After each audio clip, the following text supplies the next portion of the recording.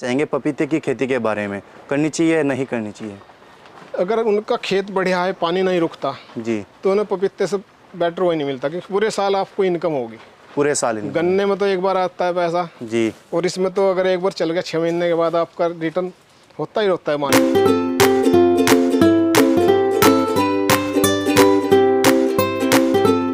किसान भाइयों, आप सभी का खेती किसान यूट्यूब चैनल में स्वागत है।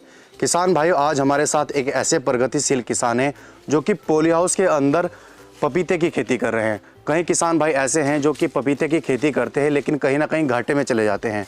हमारे साथ एक ऐसे प्रगतिशील किसान हैं जो कि सब्जियों की खेती करते हैं और इसी के साथ पॉली हाउस में पपीते की भी खेती कर रहे हैं और साथ ही पपीते की खेती में अच्छा लाभ कमा रहे हैं। तो सर से जानते हैं कि ताकि हमारे जो और किसान भाई है कैसे पपीते की खेती कर लाभ कमा सकते हैं। सर नमस्कार। नमस्कार। तो सर, जो हमारे किसान भाई है, सबसे पहले आप एक छोटा सा अपना परिचय दीजिए।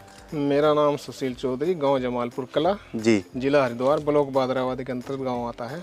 तो सर, जैसे कि मैं यहाँ पर देख रहा हूँ एक बहुत ही अच्छा आपने बगीचा लगाया हुआ है, ये पूरा पपीते का। तो ये आपके मन में कैसा है कि मुझे पॉली हाउस में पपीते की खेती करनी चाहिए, जबकि नॉर्मल किसान भाई फील्ड में आराम से लगाते हैं? एक्चुअली पपीते तो ओपन में बढ़िया होते हैं, लेकिन मेरा ये पॉली हाउस ऊपर से फट चुका था जी, इसमें जानवर वगैरह बढ़ने लगे थे, तो मैं इसे दोबारा रिपेयर ना करवा के जी, इसमें सर्दियों में पाले से बचाने के लिए पपीते लगा दिए थे। सर्दियों से बचाने के पाले से पड़ने के लिए जी। तो इसमें पपीते लगाने के बाद ग्रोथ भी ज़्यादा हुई सर्दियों में, फल भी मोटा आया। जब मार्केट में पपीता नहीं था उस टाइम मेरे यहाँ पपीता तैयार था। तो सर, जैसे कि आपने पॉली हाउस में लगाया, सबसे पहले ये आपका एरिया कितना है जिसमें आपने पपीता लगाया हुआ है? ये 2000 वर्ग मीटर है जी, 2000 वर्ग मीटर है। तो 2000 वर्ग मीटर में आपका जो पपीता है, ये कितने पौध इसमें पपीते की आई? इसमें लगाई तो काफ़ी, लेकिन जितने वेस्टेज होने के बाद भी 500 पेड़ इसमें बचे हुए हैं। 500 पेड़ इसमें बचे हुए हैं। तो यहाँ पर मैं देख रहा हूँ सर, आपके लाइन से लाइन की दूरी कितनी है और पेड़ से पेड़ की दूरी कितनी है? लाइन से लाइन दूरी 5 फुट है और पेड़ से पेड़ है 7 फुट। 7 फुट।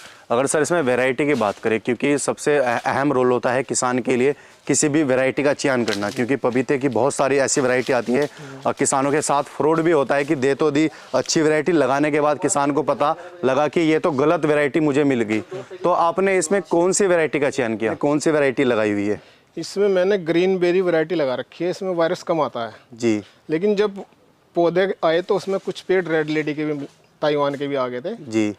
तो वजन के हिसाब से ग्रीन बेरी में वायरस कम आता है, वजन भी ज़्यादा निकलता है। वजन भी ज़्यादा निकलता है। रेड लेडी का कम वजन होता है। तो आपके हिसाब से सबसे अच्छे, अगर किसान कोई नई वैरायटी लगाना चाहता है जैसे आपने लगाई, तो इनमें से कौन सी वैरायटी बेस्ट रहेगी लगाने के लिए? अगर मार्केट में कच्चा बेचना है तो ग्रीन बेरी लगाओ जी। अगर पका के बेचना तो रेड लेडी ताइवान ज़्यादा बेस्ट रहती है। तो सर, जैसे कि आपने पॉली हाउस में लगाया हुआ है, आपका पपीता काफ़ी अच्छा शानदार लगा हुआ है। किसान भाई, आप देख सकते हैं सर के जितने भी पेड़ हैं सभी पे अच्छा फल आया हुआ है और पक भी रहा है। तो सर, ये लगाना किस समय चाहिए किसान को पपीता? ये मैंने फरवरी के लास्ट में लगाया था। फरवरी के लास्ट में। तो ये जो पेड़ आपको पड़ा, इसकी पौध, ये आपने खुद नर्सरी तैयार करी थी या प्लांट आपने मंगाए थे इसके? ये मुनिवर वाले हैं, उनसे ली थी। तो कितने रुपए पर प्लांट पड़ा आपको ये सर? ये उस टाइम पड़ा था 35 रुपये पेड़। 35 रुपये। तो सर, जैसे कि आपने लाइन से लगाए हैं, तो और किसान भाई जैसे पपीते की खेती करना चाहते हैं, लेकिन कहीं ना कहीं एक आप अनुभवी किसान हैं, आपको पपीते की खेती के बारे में पूरा अनुभव है, तो कहीं ना कहीं किसान गलती कर बैठते हैं। तो थोड़ा बताइए कि किस तरीके से खेत की तैयारी करके पपीते को लगाना चाहिए? नहीं, पहले तो पूरी तैयारी करनी है। जैसे आम खेती करते हैं, देसी खाद जी, सब तरह की तैयारी की, कीटनाशक डाल लगा जैविक। वैसे तो मेरे यहाँ सारा जैविक है। अच्छा, जैविक तरीके से लगा हुआ है पूरा? लगा हुआ और ड्रिप से पानी आया हुआ। ड्रिप से? जी। तो पहली बार जो लगाया तो मुझे तजर्बा कम था, आपका तजर्बा ज़्यादा हो गया जी। लेकिन यह इसने अपनी कॉस्ट निकाल दी।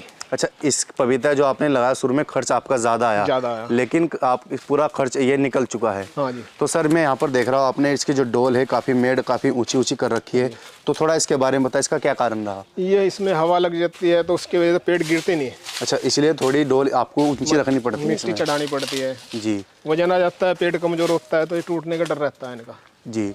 तो सर, अब बात होगी चलो प्लांट की। ये फल कितने दिन में देता है एक बार एक प्लांट लगाने के बाद सर? ये चौथे महीने इस पर फूल आ गया था। अच्छा, 4 महीने बाद फल आ गया था। 5वें महीने मेरा मार्केट में पपीता तोड़ने के लिए तैयार हो गया था। जी। तो सर, अगर एक पेड़ की बात करें तो एक पेड़ कितना फल दे देता है? एक्चुअली तो आप कितनी बढ़िया खेती करोगे उतना वजन देगा, लेकिन कितना भी कम रख लो, 25 किलो के एवरेज निकल जाता है पेड़। ये मिनिमम है ऑर्गेनिक में। Minimum organic. अगर रासायनिक तरीके से किसान भाई करता है तो उसमें ज़्यादा आ जाएगा, उसमें ज़्यादा उत्पादन हो जाएगा। तो सर जैसे आप जैविक तरीके से तैयारी कर रहे हैं, तो इसमें हमारे किसान भाइयों को बताइए जैविक तरीके से आपने कौन कौन से खाद का इस्तेमाल किया? पहले तो देसी खाद में ट्राइकोडर्मास, रोमनास वगैरह डालते हैं पूरे, जी जिससे ज़मीन का ही उपचार हो जाए। जी। उसके बाद बीज की जो पौध आती है उसका ट्रीटमेंट करना पड़ता है, वो भी सब जैविक सही। जी। और लगाने के बाद सब जैविक दवाई IPL की है, कुछ उद्यान विभाग से भी आई हुई है, PKY से भी आई हुई है। तो आपने जैविक दवाइयों का इस्तेमाल किया है? पूर्णतः जैविक। अगर टेस्ट करवाना चाहे तो 100% ये जैविक निकलेगा। तो सर अगर इसमें, चलो ये तो आपने खाद के बारे में बताया, अब आती है इसमें रोग की। तो रोग की सबसे ज़्यादा क्या समस्या है, आप कौन सी दवाई का इस्तेमाल करते हैं जैविक में बना के? इसमें ज़्यादा रोग की दवाई गलन की आती है जब छोटे पेड़ होते हैं। जी। तो अगर पहले ही आपने ज़मीन तैयार कर रखी है, पानी सही चल रहा है जी, तो इसमें वो भी दिक्कत हट जाती है। जैसे ये बताऊं, ये ग्रीन बेरी का वैरायटी है जी, और ये मेरे हाथ में रेड लेडी। ये रेड लेडी आपके हाथ में? लंबाई से पता चल जाता है। अच्छा। तो सर यहाँ पर देख रहा हूँ आपके जितने भी प्लांट है काफ़ी अच्छे फल आया हुआ है और पेड़ के ऊपर ही पक रहे हैं। ये तो आपने बताया कि कैसे रोग नियंत्रण भी कर सकते हैं। अब आती है मेन बात सर मार्केट की, क्योंकि हर किसान को मार्केट अच्छी नहीं मिल पाती। एक ऐसा समय भी आ जाता है पपीते की खेती में कि 2 रुपये किलो भी नहीं बिक पाता है। तो थोड़ा उसके बारे में बताएं कि आपको मार्केट कैसी मिल रही है इसकी? नहीं, मार्केट ये अगर पॉली हाउस में जैसे कि आपने लगाया, इसका फ़ायदा मेन क्या रहा आपको? इसका मेन फायदा, पेड़ इसमें पाले से बच गए, ग्रोथ बढ़िया हुई, प्रोडक्शन बढ़िया रहा, पानी वगैरह की लेबर कम आती है। जी जी। और दूसरी बात, इसके जो अंदर तो पकने में कलर बढ़िया आया।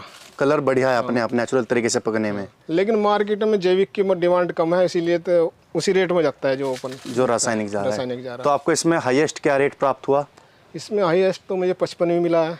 55 रुपये पर केजी? लेकिन उस टाइम वो ईद चल रही थी, लोगों को पपीते खाने थे जी। तो एक ही महीने वो 40-55 के बीच गया। तो अब क्या रेट चल रहा है आपका ये? अब ये 25 रुपये कच्चा बेच रहा हूँ। कच्चा बेच रहे हैं। देखिए हमारे नए किसान भाई हैं, तो आप उन्हें क्या कहना चाहेंगे पपीते की खेती के बारे में? करनी चाहिए या नहीं करनी चाहिए?